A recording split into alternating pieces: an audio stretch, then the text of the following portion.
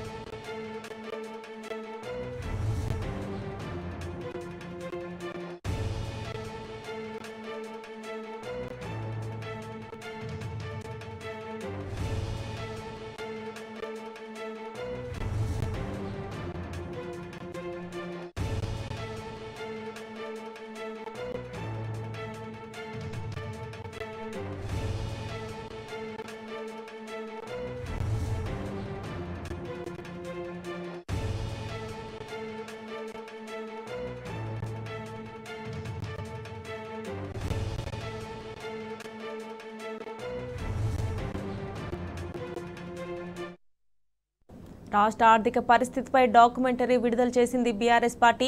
10 ఏళ్ల పాలనలో రాష్ట్రంలో జరిగిన ఆర్థిక వృద్ధిపై డాక్యుమెంటరీని రిలీజ్ చేసింది. రాష్ట్రం అప్పుల్లో కూరుకుపోయిందని కాంగ్రెస్ ప్రభుత్వం చేస్తున్న ప్రచారానికి కౌంటర్గా 10 ఏళ్లలో రాష్ట్ర ఆర్థిక పరిస్థితిని వివరిస్తూ డాక్యుమెంటరీ సాగింది.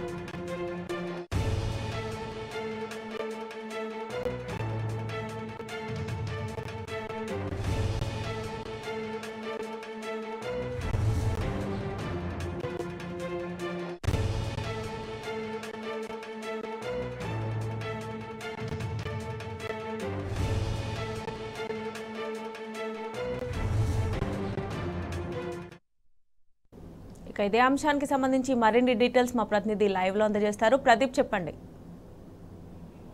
అసెంబ్లీ సమావేశాలు 5వ రోజు 11 గంటలకు ప్రారంభం కాబోతామని మొదటగా ఎవరైతే ఇటీవల మరణించినటువంటి మాజీ శాసనసభ్యులు ముగ్గురుకు సంబంధించి శ్రీనివాస్ రెడ్డి, అదేవిధంగా కుప్పల హరీశ్వర్ రెడ్డి, కుంజ సత్యవతిలకు ముందుగా సభ సంతాపం తెలపనుంది. ఆ తర్వాత షార్ట్ డిస్కషన్ జరగబోతా ఉంది. రాష్ట్ర ఆర్థిక పరిస్థితికి సంబంధించి శ్వేతపత్రం పైన షార్ట్ డిస్కషన్ ఉండబోతా ఉంది. ఈ షార్ట్ డిస్కషన్లో ఈ 9.5 ఏళ్ల కాలంలో బీఆర్ఎస్ ప్రభుత్వం చేసినటువంటి ఏదైతే అప్పులకు సంబంధించి కావచ్చు, లేదా ఈ ఏదైతే ఖర్చు పెట్టినటువంటి నిధులకు సంబంధించి ఏ శాఖలకు కేటాయించారు, ఎంత కేటాయించారు, ఏ డిపార్ట్మెంట్లకు వారీగా ఈ శ్వేతపత్రం సంబంధించినటువంటి చర్చ ఉండబోతోంది. మరోవైపు బీఆర్ఎస్ పార్టీకి సంబంధించి ఇప్పటికే కాంగ్రెస్ ఏదైతే పవర్ పాయింట్ ప్రజెషన్ ప్రభుత్వం ఏర్పాటు చేయాలని మొదటగా భావించిన నేపథ్యంలో బీఆర్ఎస్ పార్టీ సైతం తమకు అవకాశం ఇవ్వాలని విజ్ఞప్తి చేశారు. అయితే ఇప్పటికీ ఏదైతే పవర్ పాయింట్ ప్రజెంటేషన్ అంటూ ఏమి ఉండదు, కేవలం డిబేట్ మాత్రమే ఉండబోతా ఉంది. దీనికి సంబంధించి ఏదైతే శ్వేతపత్రం సంబంధించి ప్రభుత్వం అప్పులకు సంబంధించినటువంటి మాత్రమే ప్రస్తావించేటువంటి అవకాశం ఉందన్న నేపథ్యంలో బీఆర్ఎస్ పార్టీ ఇప్పటికే ప్రిపేర్ అయింది.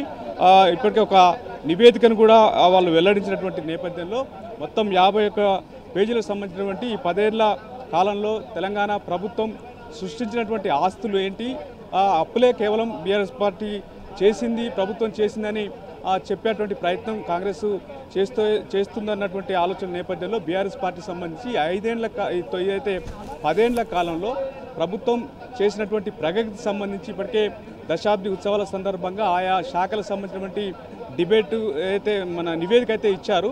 ఈ నేపథ్యంలో ఇప్పటికే అయితే బీఆర్ఎస్ పార్టీ ఒక నివేదికను ఇచ్చినటువంటి నేపథ్యంలో తెలంగాణ ఆస్తులేంటి, ఆస్తులకు సంబంధించినటువంటి ప్రస్తావన కూడా చేయాలని డిమాండ్ చేస్తున్న నేపథ్యంలో తెలంగాణ ఆస్తులకు సంబంధించి రాష్ట్రం ఏర్పడిన తర్వాత 10 జిల్లాలు ఉన్నటువంటి ఈ తెలంగాణను 33 జిల్లాలుగా విభజించారు. పరిపాలన సౌలభ్యం కోసం జిల్లాల ఏర్పాటు జరిగింది. మరోవైపు మండలాలు ఏర్పాటయ్యాయి.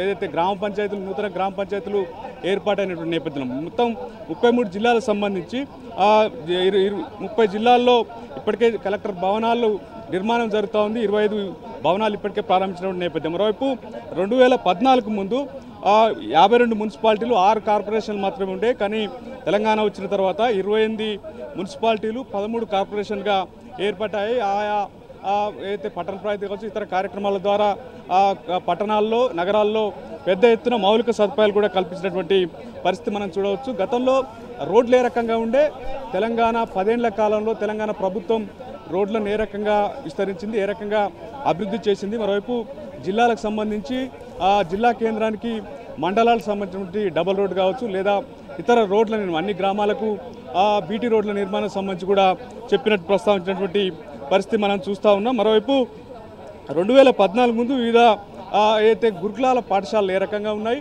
తెలంగాణ రాష్ట్రం వచ్చిన తర్వాత ఎన్ని గురుకులాలు ఉన్నటువంటి పరిస్థితి మనం చూడాలి. 2014 ముందు 19 గురుకులాలు ఉంటే ఇప్పుడు ఏదైతే ఆ తర్వాత ఇప్పుడు బాలికలకు సంబంధించి 165, బాలులకు సంబంధించి 162, మొత్తం 327 గురుకుల పాఠశాలలు అయితే ఏర్పాటు చేసినటువంటి పరిస్థితి. మరోవైపు ఇంటరు, అదేవిధంగా డిగ్రీకి సంబంధించినటువంటి గురుకుల ఏదైతే కాలేజీలు కూడా ఉన్నటువంటి నేపథ్యం. అటు ఎస్సీలకు సంబంధించి 2014 ముందు 134 ఉంటే ఇప్పుడు 268 గురుకుల పాఠశాలకు సంబంధించింది. ఎస్టీలకు సంబంధించి 91 ఉంటే ఇప్పుడు తెలంగాణ ఏదైతే 10 ఏళ్ల కాలంలో 186 ఉన్నటువంటి పరిస్థితి. మైనార్టీకి సంబంధించి 12 మాత్రమే ఉంటే 204 గురుకుల పాఠశాలలు ఏర్పాటు చేశారు. మరోవైపు జనరల్ కేటగిరీ విద్యార్థులకు సంబంధించి కూడా గతంలో 37 ఉంటే ఇప్పుడు ఏదైతే 37 అదే ఉన్నటువంటి పరిస్థితి. మరోవైపు ఇప్పుడు తాజాగా పెడతామని కూడా గతంలో చెప్పినటువంటి పరిస్థితి. ఏదేమైనా ఆస్తులకు సంబంధించి పెద్ద ఎత్తున జరిగింది. ఆ ఆస్తుల ప్రస్తావన జరగాలన్నటువంటి డిమాండ్ బీఆర్ఎస్ పార్టీ చేస్తున్నటువంటి పరిస్థితి మనం చూస్తూ ఉన్నాం. గవర్నమెంట్ స్కూళ్ళకు సంబంధించి కూడా మన ఊరు మనబడి కార్యక్రమంతో పెద్ద ఎత్తున మౌలిక వసతులు అయితే కల్పించినటువంటి పరిస్థితి మనం చూడవచ్చు. అదేవిధంగా అన్ని రకాలుగా ముఖ్యంగా హరితహారకు సంబంధించి దాదాపు అయితే ఒక 10,000 కోట్లకు సంబంధించిన నిధులు వెచ్చించి మొక్కలు నాటే కార్యక్రమం కావచ్చు, లేదా ఇతర అనేక అడవిల విస్తరణ జరిగినటువంటి పరిస్థితి మనం చూడవచ్చు. మరోవైపు ఇటు వైద్య రంగంలో కూడా అనేక మార్పులు వచ్చాయి. కొత్త మెడికల్ కాలేజీలు, జిల్లాల్లో మెడికల్ కాలేజీలు ఏర్పాటు జరిగాయి. హాస్పిటల్ల నిర్మాణం అయింది. వరంగల్లో సూపర్ స్పెషాలిటీ హాస్పిటల్, అతిపెద్ద హాస్పిటల్ నిర్మాణం జరుగుతున్నటువంటి పరిస్థితి మనం చూడవచ్చు. మొత్తానికైతే ఆరోగ్యపరంగా తెలంగాణ ప్రభుత్వం ఏదైతే ప్రగతిని ఏ రకంగా సాధించింది, ముఖ్యంగా గవర్నమెంట్ హాస్పిటల్లో డెలివరీస్ ఏ రకంగా జరిగాయి, కేసీఆర్ కిట్లు కావచ్చు, లేదా ఇతర న్యూట్రిషన్ కిట్లు ఏ రకంగా అందించింది, వాటన్నిటిని కూడా ప్రస్తావించినటువంటి పరిస్థితి మనం చూస్తూ ఉన్నాం. ఇటు గ్రామాల్లో కూడా అనేక అభివృద్ధి జరిగింది. ఏదైతే పల్లె ప్రగతి కార్యక్రమంతో గ్రామాల రూపురేఖలు అయితే మారాయి. ఇటు ప్రతి గ్రామ పంచాయతీ పరిధిలో ట్రాక్టర్లు కావచ్చు, లేదా మొక్కలు నాటే కార్యక్రమం కావచ్చు, ప్రకృతి వనాలు కావచ్చు, వైకుంఠ ధామాల నిర్మాణాలు కావచ్చు, ఇటువంటివి అన్నీ అభివృద్ధి చేసినటువంటి పరిస్థితి. ముఖ్యంగా తెలంగాణకు సంబంధించి తెలంగాణ ఉద్యమంలో నిధులు నియామకాల నినాదం పోయినటువంటి నేపథ్యంలో తెలంగాణ రాష్ట్రం వచ్చిన వెంటనే ఏదైతే సాగునీటిపై ప్రధానంగా ఆనాటి ముఖ్యమంత్రి నేటి బీఆర్ఎస్ అధినేత దృష్టి సారించి 10 ఏళ్ల కాలంలో ఏ రకంగా సాగునీటికి సంబంధించి చేశారు. ముఖ్యంగా కాళేశ్వరం ప్రాజెక్టు సంబంధించి కావచ్చు, రంగారెడ్డి పాలమూరు ఎత్తిపోతల పథకం కావచ్చు, ఇలా ఇవే కాకుండా ఇటు ఏదైతే కెనాల్స్ నిర్మాణం, ఇటు విస్తరణ పెరిగింది. గతంలో ఏ రకంగా ఉండే భూగర్భ జలాలు ఇప్పుడు ఏ రకంగా ఉన్నాయి, వ్యవసాయానికి ఏ రకంగా నీళ్ళంతా ఉన్నాయి, గతంలో ఎట్లుండే ఇప్పుడు ఎట్లుండే అనేది కూడా ప్రస్తావన చేయనటువంటి పరిస్థితి మనం చూస్తాను. ఏదేమైనా ఒక 51 పేజీలకు సంబంధించినటువంటి ఒక ఏదైతే తెలంగాణ ఆస్తులకు సంబంధించినటువంటి నివేదికనైతే ఇచ్చారు. దానికి సంబంధించి ప్రస్తావించబోతారు. కేవలం అప్పుల పేరు చెప్పి 6 గ్యారంటీలను పక్కకు పెట్టేటువంటి కార్యక్రమం కావచ్చు ఇంప్లిమెంటేషన్లో.